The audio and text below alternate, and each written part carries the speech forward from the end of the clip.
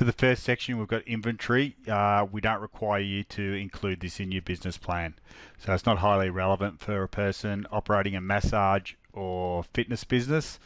The next section relates to technology. So this isn't the equipment because you've already spoken about that in the equipment section. This is related to software.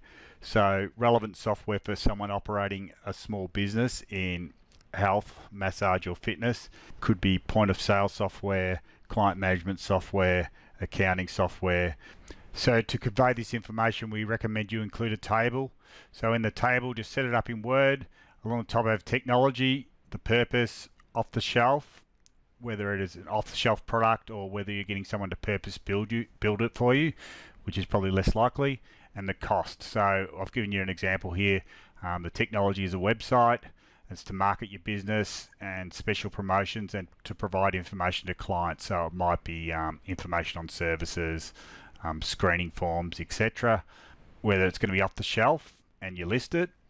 So I've written off the shelf and Wix. That's just the first company I could think of where you can actually buy a website and build it yourself, and then cost $25 a month.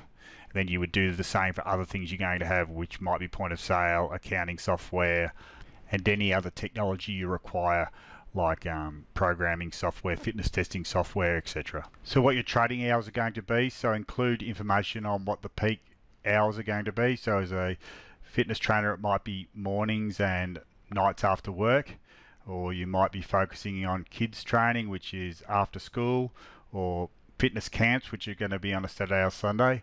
So talk about your trading hours, but make sure you consider giving yourself enough time because you don't want to burn out. So time for your own rest and relaxation.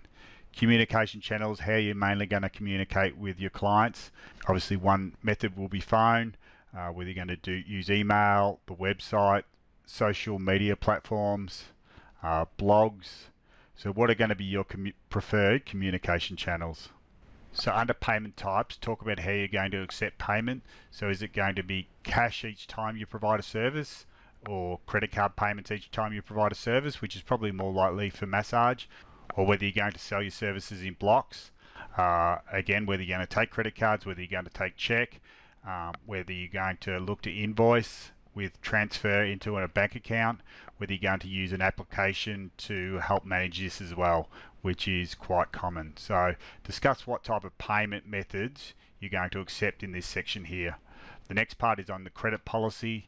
We recommend at this stage with your small businesses, you don't have a credit policy. It's best to just keep it simple. You can run into headaches once you start allowing clients to build up credit.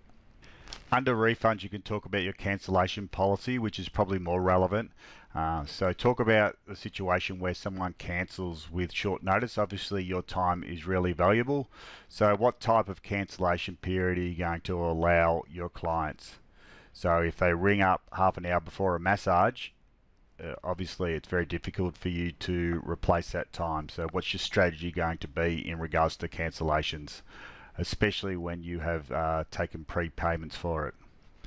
Quality control, we don't want you to worry about this one so much. It ties in with the next one, which is membership and affiliations.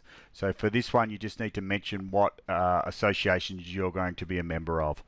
So typical ones will be Fitness Australia or Physical Activity Australia for personal trainers, and one of the massage associations like MAA or AMT for the massage therapists. So when setting this out in the business plan, just a couple of sentences or a short paragraph for each of these, other than the technology one where we suggested that you set it out in a table. Also for inventory and quality control, we don't require you to include those in the business plan.